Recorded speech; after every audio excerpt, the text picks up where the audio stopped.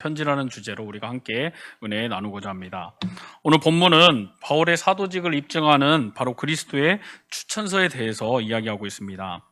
당시 사회에서는 어떤 사람의 신분이나 그 자격을 확인하는 공적인 추천서가 통용되고 있었습니다. 그래서 유대교나 기독교도 바로 이러한 추천서를 통해 거짓 사도를 가려내곤 하였습니다. 하지만 오늘 바울의 경우에는 그의 사도직이 그 예루살렘 교회의 지도자들과 같은 사람들에 의해서 위임된 것이 아니라 부활하신 바로 그리스도로부터 직접 위임받은 것이기 때문에 이러한 추천서 같은 것이 없었습니다. 그런데 유대에서 추천서를 갖고 이제 고린도에 온 자들은 바울에게 그 추천서가 없다는 이유로 그를 거짓 사도, 그리고 그의 복음은 사술이라고 비난을 한 것입니다. 그리고 믿음으로 구원 얻는 그 복음의 진리 대신에 바로 율법을 지켜야 구원을 얻을 수 있다라고 가르쳤습니다. 그래서 바울은 이 고린도 교인들 자체가 곧 자신의 추천서임을 밝히면서 그 거짓 사도들의 비난을 반박한 것입니다. 오늘 바울은 자신의 복음 사역으로 인해 성도가 된 고린도 교인들 그 자체가 바로 자신의 사도직을 보증하는 바로 가장 확실한 추천서가 된다라고 이야기하는 것입니다. 오늘 이와 같은 자신의 추천서는 이 한시적인 종이와 먹으로 쓴 것이 아니라 바로 하나님의 영으로 말미암아 육의 마음판에 새긴 영원한 것임을 밝히고 있습니다. 그리고 이어서 그 새 언약의 직분, 바로 사도로서의 확신과 그리고 그 긍지에 대해서 이야기합니다. 바울은 자신의 사도직이 그리스도로 말미암아 오늘 하나님에게서 비롯되었음을 확신하고 있습니다. 그리고 새 언약, 곧 복음을 전하는 자신의 사도직이 그 옛 언약, 곧 율법을 가르치는 직분보다 우월하다라는 우월한 영광을 지녔음을 밝히고 있습니다. 그리고 자신이 그 사도직을 갖게 된 그것에 대해서 매우 큰 영광을 지니고 있음을 선언합니다. 옛 언약인 율법, 이 율법은 인간을 구원에 이르게 할 수 없으며 도리어 인간을 정죄하여서 끝내는 죽음에 이르게 합니다. 그런데 한 가지 긍정적인 기능이 있다면 바로 이 율법은 우리를 그리스도에게로 인도하는 바로 몽학 선생의 역할을 한다라는 것입니다. 실로 옛 언약은 인간에게 생명을 주지 못합니다. 그래서 오늘 하나님께서 생명을 얻게 하는 새 언약으로 주신 것이 바로 복음입니다. 그리고 하나님께서 이러한 복음을 주셔서 그것을 증거함으로 오늘 인간으로 하여금 구원을 얻게 하기 위해 세운 직분이 바로 사도직이었습니다. 그러한 의미에서 바울의 사도직은 매우 영광스러운 것이었습니다. 물론 옛 언약의 직분을 맡은 자에게도 영광은 있었습니다. 그 옛 언약의 직분을 맡은 대표격인 모세, 이 모세의 얼굴에 나타난 영광으로 인해서 오늘 이스라엘 백성들은 감히 그 얼굴을 주목하여 볼 수가 없었습니다. 하물며 오늘 생명의 복음, 즉 영의 직분을 맡은 자의 영광은 더욱 크다라는 것이 바로 오늘 바울의 주장입니다. 사실 모세의 얼굴에 나타난 그 영광은 한시적인 것이었습니다. 곧 없어지고 말았습니다. 그리고 이는 율법이 한시적인 것임을 우리에게 암시해 줍니다.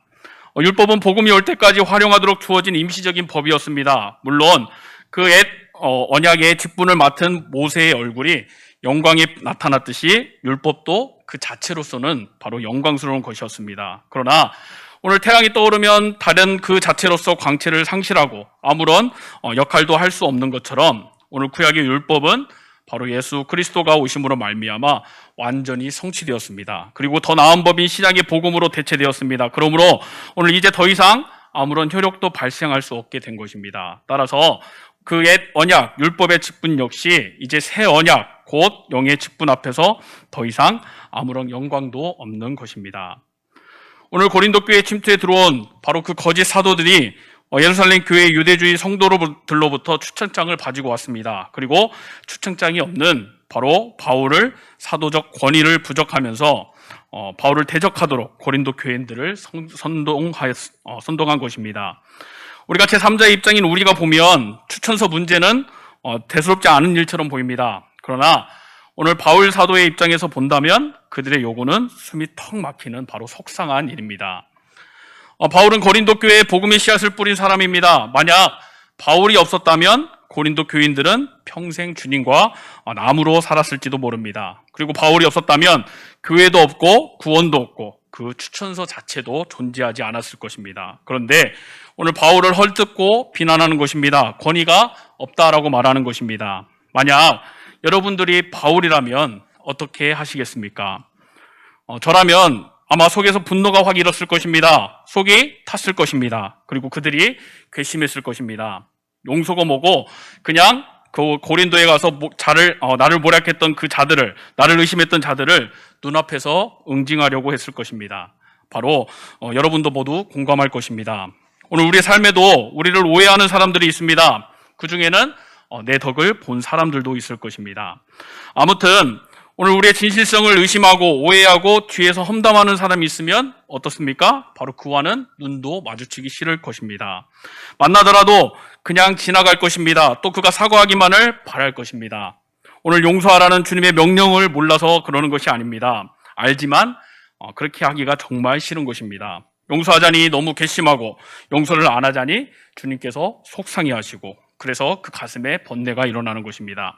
오늘 이것이 모든 성도들의 일반적인 심정일 것입니다. 그런데 바울은 어떻게 했냐? 오늘 1절 말씀 우리 함께 같이 읽어보겠습니다. 우리가 다시 자천하기를 시작하겠느냐? 우리가 어찌 어떤 사람처럼 추천서를 너희에게 붙이거나 혹은 너희에게 받거나 할 필요가 있느냐? 오늘 시작하는 부분이 먼저 반문으로 시작이 되고 있습니다. 그의 안타까움과 답답함을 우리가 볼 수가 있습니다. 그런데 놀라운 것은 그 후에 그의 분노를 찾을 수가 없다라는 것입니다. 2절과 3절의 내용을 보면 그들이 가지고 있는 오해를 풀기 위해서 차근차근 설명을 하고 있습니다. 2절과 3절 함께 같이 읽겠습니다. 너희는 우리의 편지라 우리 마음에 썼고 무사람이 알고 읽는 바라. 너희는 우리로 말미암아 나타난 그리스도의 편지니 이는 먹으로 쓴 것이 아니요 오직 살아계신 하나님의 영으로 쓴 것이며 또 돌판에 쓴 것이 아니요 오직 육의 마음판에 쓴 것이라. 왜 자신에게 종이에 쓰여진 추천서가 없는지에 대해서 이해를 시키고 있는 것입니다. 하나님의 영으로 오늘 육의 마음판에 있는 자신의 추천서가 더 확실하다라고 말하고 있습니다. 그렇게 바울은 화가 났지만 그들의 오해를 풀기 위해서 그들을 이해시키고 있는 것입니다. 어떻게 그가 치밀어 오르는 불을 참고 그들을 이해시킬 수 있었는가? 그것은 바로 그가 사람들 앞에서 예수님처럼 자신을 낮추었기 때문입니다. 오늘 우리에게도 바로 이 예수님의 마음이 필요합니다. 서로 간에 겸손하지 않으면 분쟁은 계속되는 것입니다. 그리고 작은 오해는 더 큰 오해를 낳습니다. 결국 그 둘은 완전히 결별된 상태가 될 것입니다. 그러나 오늘 바울과 예수님처럼 한 사람이 그 오해를 풀기 위해서 자신을 낮춘다면 그때 대화가 될 것이고 이해의 싹이 날 것입니다. 결국 그곳에 분쟁은 없을 것입니다. 이렇게 겸손은 위력적입니다. 그 맡긴 관계를 푸는 힘이 있습니다. 그러므로 오늘 겸손한 자는 자신을 낮춤으로 그 상황을 변화시키는 강한 사람인 것입니다. 오늘 여러분 모두가 이런 힘을 가진 성숙한 성도가 되시기를 소원합니다. 오늘 바울의 사도성을 부인하는 그 고린도 교인들의 공격에 교회를 술렁이게 한 심각한 문제 가운데서도 바울은 자신의 진실성과 권위를 보이는 증거들을 제시하고 있습니다. 우리 고린도후서 2장 17절 말씀 우리 함께 같이 읽어보겠습니다. 우리는 수많은 사람들처럼 하나님의 말씀을 혼잡하게 하지 아니하고 곧 순전함으로 하나님께 받은 것 같이 하나님 앞에서와 그리스도 안에서 말하노라. 아멘. 만약 여러분이 바울이라면 어떤 증거로 가장 먼저 자신의 권위를 변호하겠습니까? 바로 여기에 놀라운 교훈이 있습니다. 바울의 입장에서 생각하면 지금 위축되고 있는 그것은 모두 자신의 것들입니다. 고린도 교인들이 추천서가 없으니 약속을 지키지 않으니 하면서 직접 공격하고 있는 대상은 바로 바울인 것입니다. 그렇다면 그들의 입을 막기 위해선 우리가 상식적으로 생각하면 자신이 얼마나 권위가 있는지 또 얼마나 진실한지를 밝혀야 할 것입니다. 그리고 그것을 증명하기 위한 가장 효과적인 방법이 바로 자신이 경험한 것들입니다. 얼마나 주님의 말씀에 정통한지, 그리고 얼마나 영적인 깊은 체험이 있는지, 또 얼마나 복음에 열심히 있는지를 말하는 것입니다. 자신이 자신을 비난하는 사람보다 더 높은 신앙을 가지고 있다라고 말하는 것입니다. 그런데 오늘 바울이 자신을 변호하는 첫 증거는 바로 2절에서 보시는 바와 같이 너희는 우리의 편지라라는 것입니다. 오늘 공격하고 있는 사람들에게 너희가 나의 증거요, 추천서다라고 말하고 있습니다. 그리고 정작 시급하다고 생각되는 그 바울의 신앙의 경험들은 이 고린도후서 맨 마지막으로 쭉 밀려나 있습니다. 바울은 지금 가장 확실한 증거로 자신을 변호하고 있는 것입니다. 바울은 오늘 자신이 진실된 그 하나님의 사도라는 것을 증거하기 위해서 고린도 교회 그 성도들을 보이고 있습니다. 그가 복음 전도 사역을 행함으로 거둔 열매였습니다. 그는 지금 자신의 신앙을 의심하고 있는 성도들에게 너희 자신을 봐라. 그리고 내가 진정으로 이방인의 사도로서 순정함이 없었다면 오늘 너희는 잊지 않았을 것이다 라고 그렇게 말하고 있는 것입니다. 이렇게 복음 전도의 열매는 바로 우리가 성도임을 확증하는 확실한 증거가 됩니다. 성도가 아닌데 어떻게 전도를 할 수 있겠습니까? 또 진실된 성도가 아닌데 어떻게 열매가 있겠습니까? 오늘 사망과 생명의 갈림길이 무엇인지 알고 그리고 최선을 다해 오늘 자신의 삶을 들여서 주님의 그 영생을 전하는 자, 그래서 열매를 거두는 자는 바로 성도임의 확실합니다. 때문에 전도의 열매는 우리가 성도임을 확증하는 바로 최상의 증거가 되는 것입니다. 오직 성도만이 복음을 전할 수가 있습니다. 그리고 그 복음의 열매로 인해 우리는 다시 우리가 성도임을 확증하는 기쁨을 누리게 될 것입니다. 오늘 여러분 모두에게 이 기쁨이 넘치기를 소망합니다. 오늘 3절에 보면 너희는 우리로 말미암아 나타난 그리스도의 편지라고 고백을 하고 있습니다. 고린도 교회 성도들이 자신들의 복음 증거로 인해 이 세상에서 그리스도의 편지가 되었다라는 것입니다. 그렇다면 이 편지는 어떤 유익이 있습니까? 오늘 바울이 사도임을 증명하였습니다. 그러나 보다 궁극적으로는 그것으로 말미암아 다른 사람들, 많은 사람들이 그리스도를 알게 되었다라는 것입니다. 때문에 복음을 증거하고 열매를 맺는다는 것은 진정으로 복된 일입니다. 그렇지만 복음을 증거하는 것은 오늘 인간의 인위적인 의지나 결단만으로 되는 것은 아닙니다. 여러분들이 복음을 전도해봐서 잘 알 것입니다. 전도하는 것이 쉽습니까? 어렵습니까? 대답을 안 하시겠죠. 마음으로 다 듣고 있습니다. 쉽다는 분도 계시고 어렵다는 분도 계실 것입니다. 하지만 내 의지로 복음을 증거한다면 아무리 의지가 강한 사람일지라도 오래 가지를 못한다라는 것입니다. 한 아이를 잉태하고 세상에 태어나기까지 얼마나 많은 노력이 필요합니까? 마찬가지로 영적인 새 생명도 오늘 해산의 그 고통을 감수하지 않고서는 태어날 수가 없는 것입니다. 반대로 말하면 복음을 증거하는 것은 해산의 수고만큼이나 어렵다라는 것입니다. 복음을 증거하다 보면 참으로 낙담할 때가 많이 있습니다. 10번을 찾아가도 단 한 번도 따뜻한 말 한마디 하지 않는 사람이 있습니다. 또 그 구원의 길을 알려주려고 해도 먼저 마음문을 딱 닫고 그 이야기를 듣지 않는다라는 것입니다. 발이 부르틀 정도로 다니고 또한 시간이 들고 그리고 어떻게든 희생해서 하는 것이 바로 복음 증거라는 것입니다. 때문에 오늘 우리의 의지와 힘만으로는 그것을 버틸 수가 없습니다. 더욱이 지금이 어떤 때냐면 대부분의 사람들은 위험하거나 더럽거나 어렵거나 그리고 집에서 먼 직장까지도 기피하고 있는 그러한 때입니다. 하물며 오늘 눈에 보이는 실질적인 소득이 자신에게 들어오지 않고 힘든 그 복음 증거를 누가 기꺼이 하겠느냐라는 것입니다. 그렇지만 오늘 우리가 확신할 수 있는 것은 바로 이 복음을 증거하는 사람들이 계속 늘어날 것이라는 것이 사실입니다. 아무리 거절을 당하고 자존심이 상해도 또 매를 맞고 심지어는 죽임을 당할지라도 그 복음 증거는 계속될 것이라는 것입니다. 오늘 이러한 수고와 노력과 고통에 따르는 이 일이 여전히 자발적으로 계속되는 이유는 바로 그 한 영혼의 가치와 그를 향하신 주님의 사랑을 알기 때문입니다. 나에 대한 주님의 사랑 그리고 죽어가는 영혼을 위한 사랑 때문입니다. 이 사랑으로 인해 우리는 고통도 마다하지 않고 이곳저곳 복음을 들고 나가는 것입니다.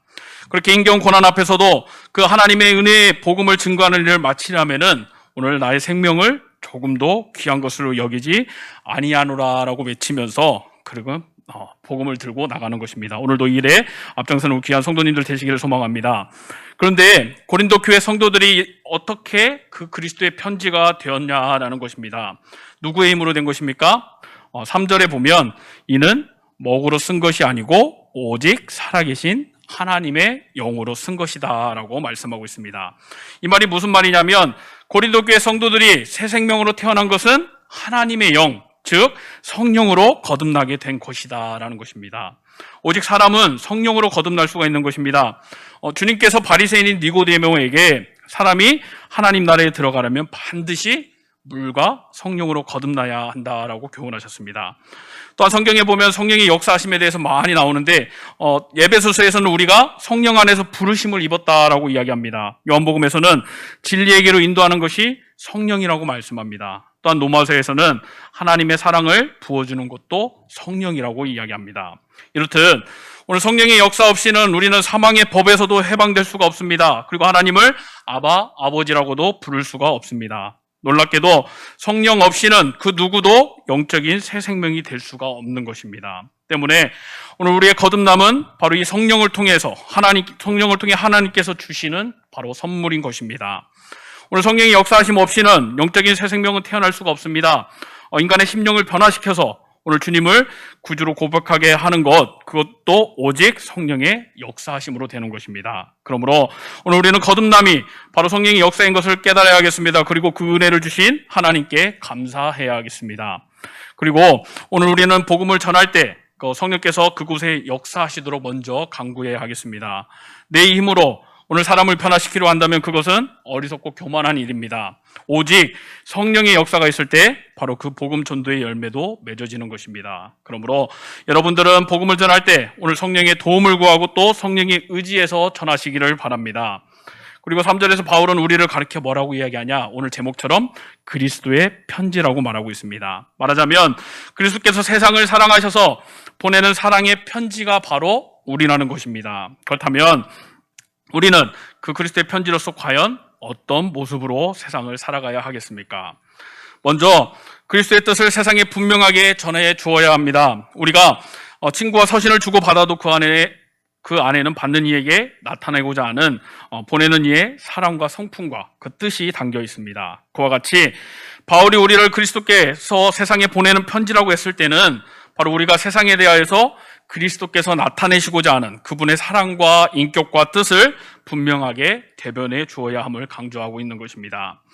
오늘 세상 사람들이 우리를 보고 그리스도의 성품과 사랑과 그리고 그 거룩한 뜻을 분명하게 알 수 있어야 합니다. 이에 우리는 항상 그리스도의 사랑을 전해주고 주의 말씀으로 옷 입음으로써 올바른 그리스도인의 인격과 뜻을 오늘 세상 사람들에게 전해주는 일에 힘써야 하겠습니다. 또한 그리스도의 뜻에 충실히 복종해야 합니다. 편지란 보내는 이가 원하는 곳에 정확하게 전달될 때의 의미가 있는 것입니다. 따라서 편지란 단지 보내는 이의 계획과 지시를 따를 뿐입니다. 그 계획과 지시를 무시하고 제 뜻대로 아무 곳에나 간다든지 자기의 뜻에 따라 지체한다거나 할 수가 없는 것입니다. 오늘 이와 마찬가지로 그리스도의 편지된 우리 성도들 역시 우리를 보내시는 그리스도의 계획과 오늘 지시에만 충실히 따라야 한다라는 것입니다. 가기 힘든 곳이라고 마음대로 포기하거나 가기 싫다고 해서 제멋대로 그 받는 일을 바꾼다거나 그리고 바쁘다는 핑계로 그것을 미룰 수는 없다라는 것입니다. 그리스도께서 보내시면 우리는 언제라도 그리고 그 어느 곳이라도 가야 하는 것이 바로 그리스도의 편지인 성도의 마땅한 도리입니다. 그러므로 오늘 우리는 그리스도를 믿는 그 순간 오늘 우리 마음에 새겨진 그리스도의 뜻을 가지고 오늘 땅끝까지 이르러 증인이 되라 하신 그 주님의 명령에 충실히 복종해야 하겠습니다. 그래서 참된 그리스도의 편지로서의 사명을 다해야 하겠습니다.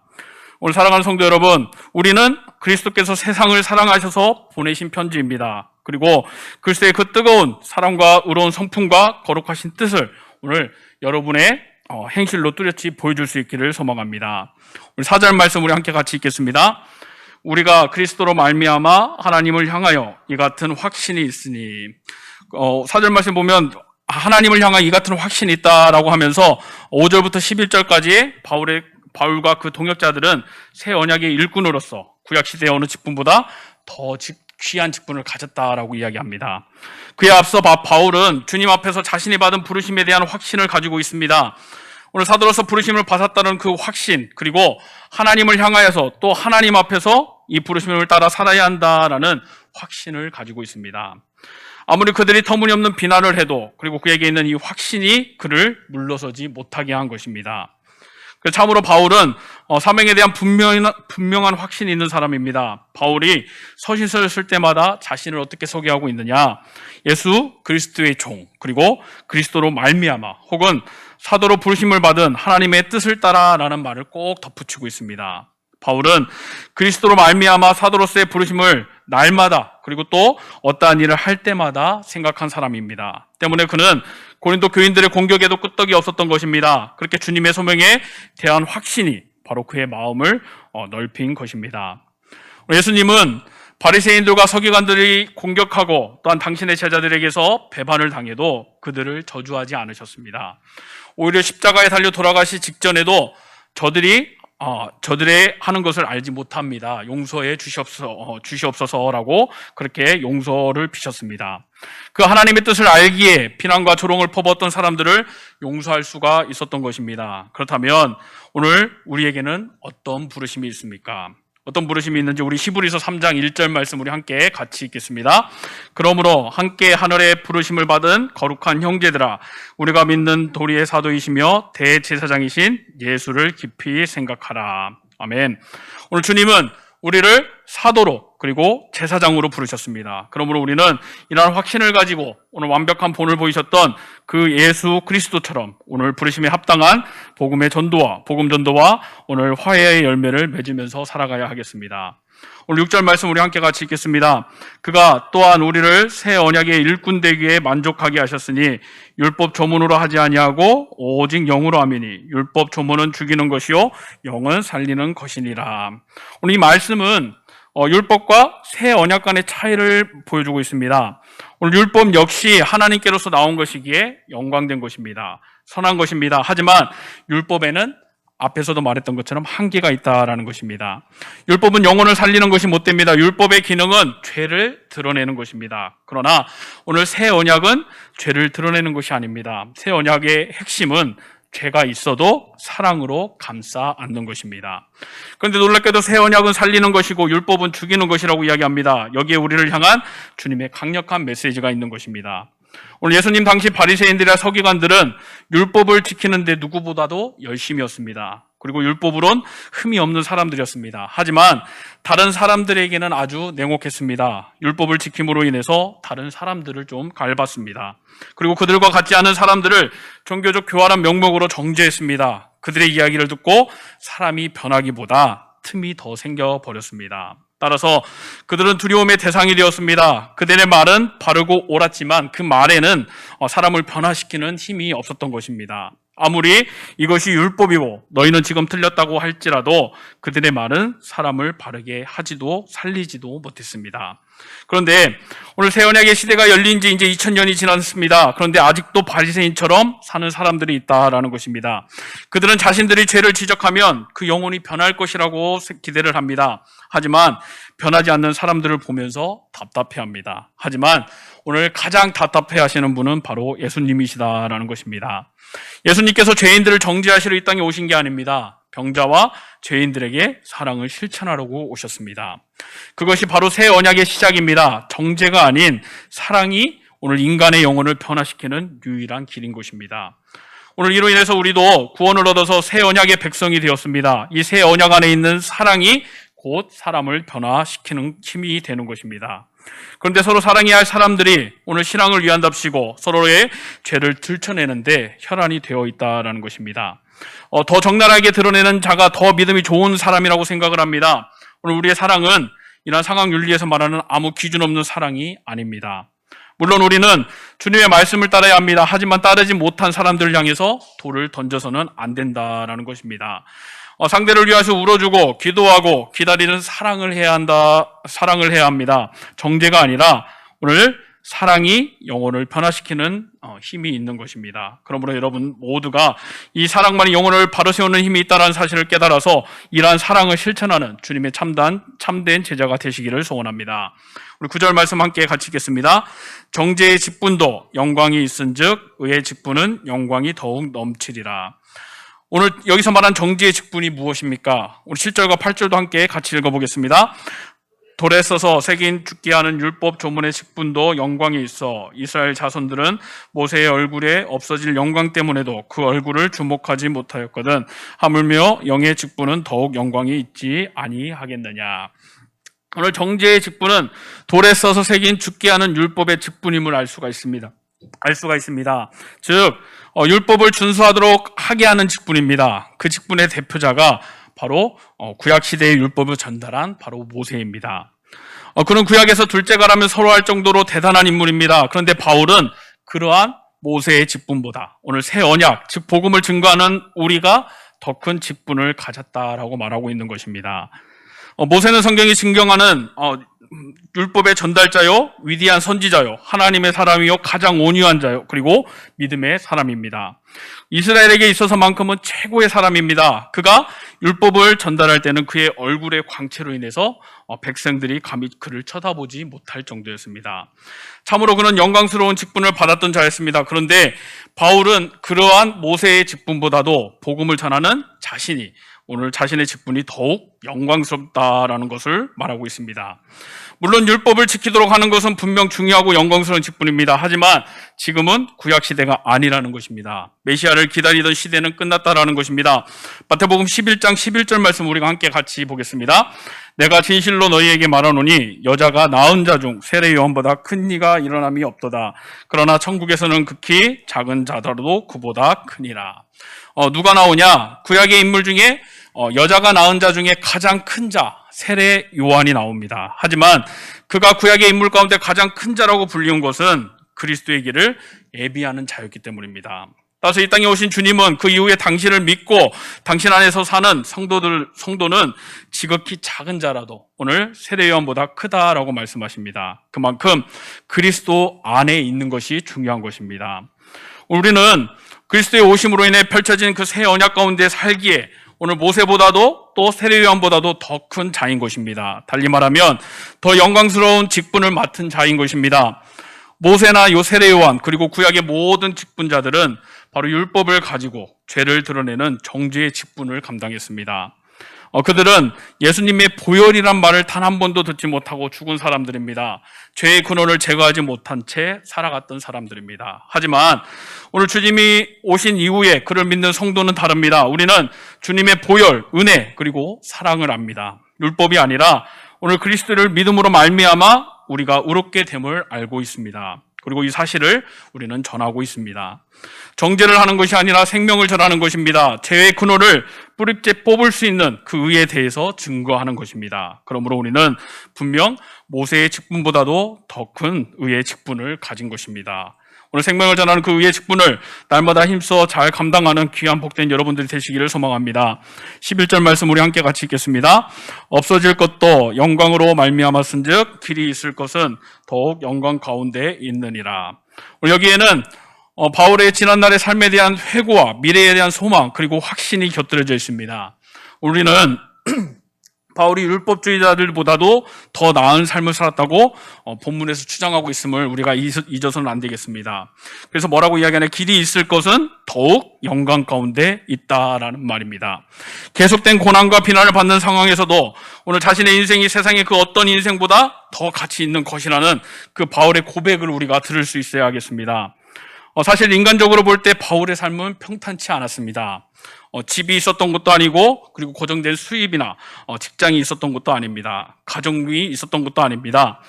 사회적인 지위나 권력도 없었습니다. 그렇다고 건강하지도 않았습니다. 진정 그가 가진 것은 아무것도 없었습니다. 몸은 병과 매맞음으로 상할 날이 없었습니다. 이뿐 아니라 지금 바울 앞에는 그의 사도적 권위에 정면으로 도전하는 그러한 사람들이 있습니다. 그런데도 그는 그러한 자신의 삶을 만족해하면서 또 자신이 살고 있는 바로 그 복음 전도자로서의 삶을 영광된 것이라고 생각합니다. 그 이유는 단 한 가지, 바로 그의 삶의 근거요 목적이 되시는 바로 예수 그리스도 때문입니다. 바울에게는 그리스도가 전부였습니다. 그리고 그에게서 그리스도를 제어하면 아무것도 설명이 안 됩니다. 오늘 그리스도의 뜻을 따라 또 그분의 뜻을 이루기 위해서 사는 것이 그의 삶의 전부였습니다. 즉 그리스도로 말미암아 새 생명을 얻게 된 그 바울은 주님의 부르심이 무엇인지를 깨달았고 그 뜻을 이루기 위해서 최선을 다해 일생을 살았던 것입니다. 바로 이것이 그에게는 세상의 그 어떤 직분보다도 그리고 그 무엇보다도 더 영광된 것이었습니다. 오늘 바울의 이 고백은 위기를 모면하라고 자신을 과대하게 포장하여 부풀린 발언이 아닙니다. 세상의 그 어떤 자격도 지위도 그리고 명예도 부도 그리스도가 주시는 그 영원한 영화로움에는 비길 수가 없습니다. 때문에 이 고백은 우리의 입에서 나와야 하겠습니다. 여러분, 우리는 그리스도로 말미암아 성도로 일컬음을 받은 자들입니다. 주님께서는 아무 조건 없이 우리를 받아주셨습니다. 우리 모두에게 바로 그 주님의 부르심이 있습니다. 그러므로 우리는 그 부르심을 따라 오직 그리스도와 그의 복음을 위해 위한 이 인생을 살아야 하겠습니다. 사랑하는 성도 여러분, 오늘 우리는 그 주님의 부르심을 받은 성도입니다. 오늘 이 땅에서 주님의 자녀인 성도로 살아가도록 임명된 사람들입니다. 모세와 다윗, 그리고 이사야와 예레미야, 그리고 베드로와 바울 등 그 모든 사람들만이 부르심을 받은 것이 아닙니다. 여러분 한 분 한 분 모두가 그들처럼 부르심을 입었습니다. 그러므로 우리도 부름받은 성도로서의 그 의무와 책임이 있는 것입니다. 주님을 위해서 할 일이 있는 것입니다. 우리는 그것을 주님과 동행함으로 행해야 하겠습니다. 그리고 그것을 이루기 위해서 우리는 삶에서 끊임없이 노력하면서 반드시 그 성령 하나님의 역사를 체험해야 하겠습니다. 그리고 우리의 마음에는 우리가 거부할 수 없는 그 확실한 증거가 반드시 새겨질 것이라는 것을 우리가 깨달아야 하겠습니다. 그리고 이를 믿으면서 주어진 하루에 최선을 다해 살아가는 귀한 우리 성도님들 되시기를 소망합니다. 기도하겠습니다. 사랑의 하나님 감사합니다. 귀한 시간 또한 그리스도의 편지라는 주제로 우리가 함께 은혜 나누었습니다. 그리스도를 믿는 그 순간 우리의 마음에 생겨진 그리스도의 뜻을 가지고 오늘 땅끝까지 이르러 증인이 되라 하신 그 주님의 명령에 충실히 복종하는 귀한 성도들 되게 하여 주옵소서. 그래서 참된 그리스도의 편지로서의 사명을 잘 감당하게 하여 주옵소서. 감사드리며 예수님의 이름으로 기도드립니다. 아멘.